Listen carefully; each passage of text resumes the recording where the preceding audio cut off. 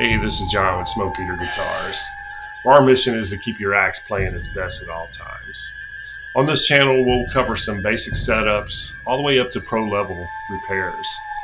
I'll show you tips, tricks, even some trade secrets. Our mission is to save rock and roll, one guitar at a time.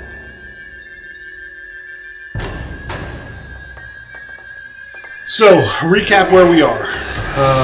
We've polished the frets, we treated the fretboard, we checked all the electronics, all that's working great. We checked the nut, made sure that it was in the right height, and it is. We've rocked all the frets. All those turned out great. It's time to start putting some strings on. So all my holes are pretty much lined up. We're going to put some nines back on here. This is a through the body, or through the block actually, string tremolo. So we go from the back to the front. So when you're going through the back, you want to look at the top hole first, get it going through there, making sure it goes through the saddle. Pull it nice and tight. We go through the hole. Now these, if you've seen another video of mine doing string changes, I normally grab on and pull back about a fret and a half. These are short shafts, so I'm going to go I'm going to try a fret and a half on it to see how it works out. I pull it tight, I grab onto the string here, and I put my finger at the nut, and I pull back till my finger's 1.5 fret wires back. Then we're going to start winding. I'm holding it tight, pick it up a little bit, let that other one go underneath it. And then when I get back to where that wind is, I stop there and I push that string up, and then I make sure that that wind goes under.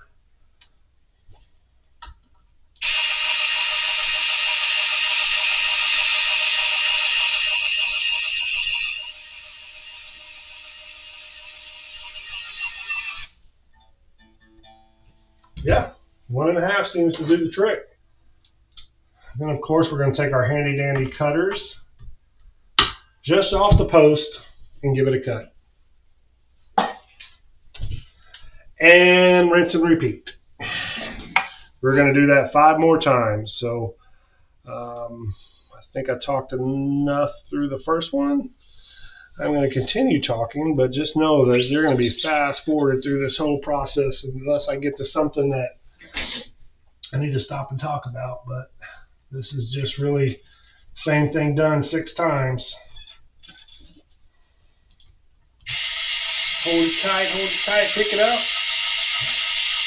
Put it back down, stop now. Make sure it goes underneath. Pull it tight.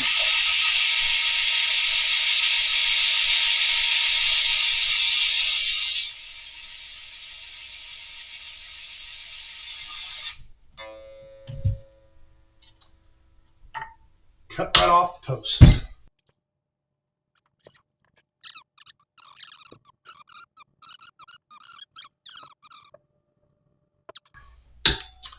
Typically, a Fender has 6 of these tuning pegs in a row, and they're at a slight angle downward.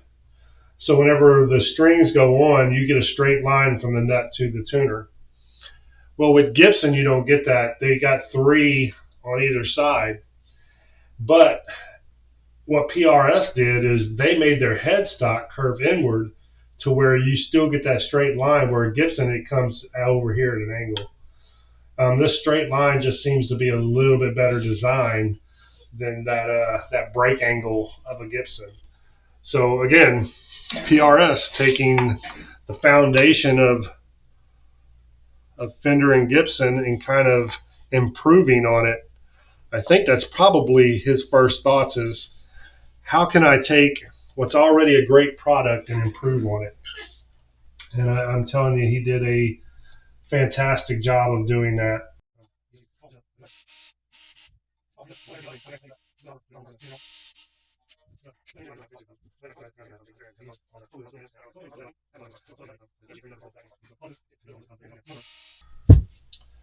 Another thing that he does is typical on a Paul Reed Smith is he puts graphite nuts on. Graphite is a better product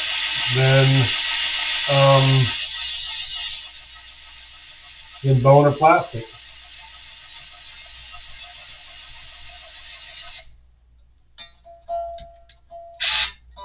But you have those guys that are like traditional, you know, the traditionalists.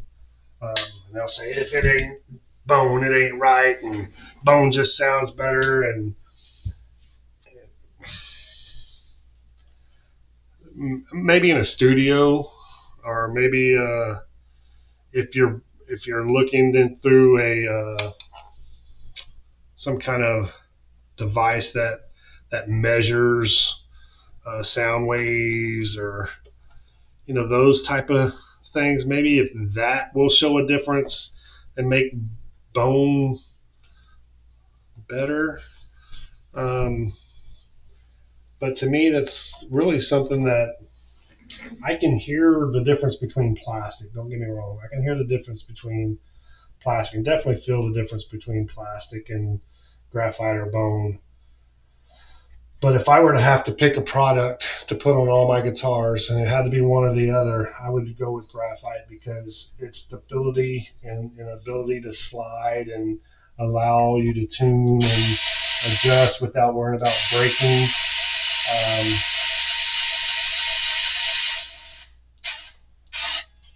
I think it's just a better nut. So 2 questions I'm asking is, what's your thoughts on Paul Reed Smith? And what's better, bone or graphite? We all know that plastic isn't better. We all know that. My theory is, if you've got a good bone nut, why are you adding graphite as a lubricant? Wouldn't just a graphite nut be better? It just makes sense to me, but that's just me. That's just how I think. Next thing we're going to be doing is tuning this thing up. You know, when I'm not filming this, I use a manual tuner on my phone, and I'll hit a button and it sounds an E. So I tune to that sound.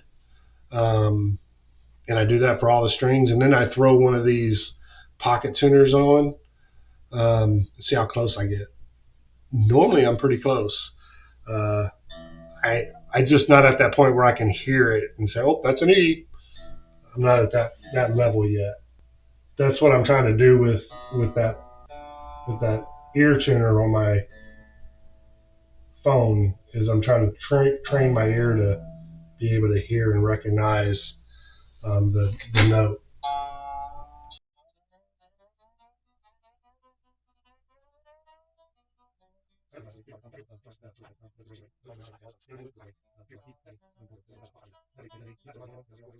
All right, so we got it about in tune.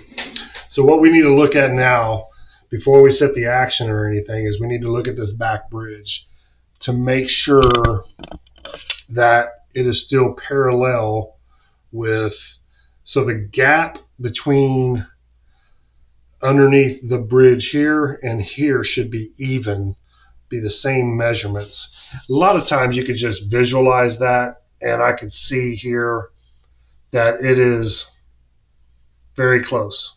So it's floating. That's a PRS. PRSs are meant to float. They're not meant to hardtail back down. They are meant to float. And if you understand the screws on the difference between the screws on a PRS versus a screw on a Fender, you understand why these things are how you can't get them to hardtail. Now you can get them to hardtail, they'll never work right. It'll sound horrible. They're meant to float, but it floats very well. So now that we got this floating, we got the bridge where we want it to be, we can go ahead and put this plate back on, because these springs are set. They don't need any adjustment.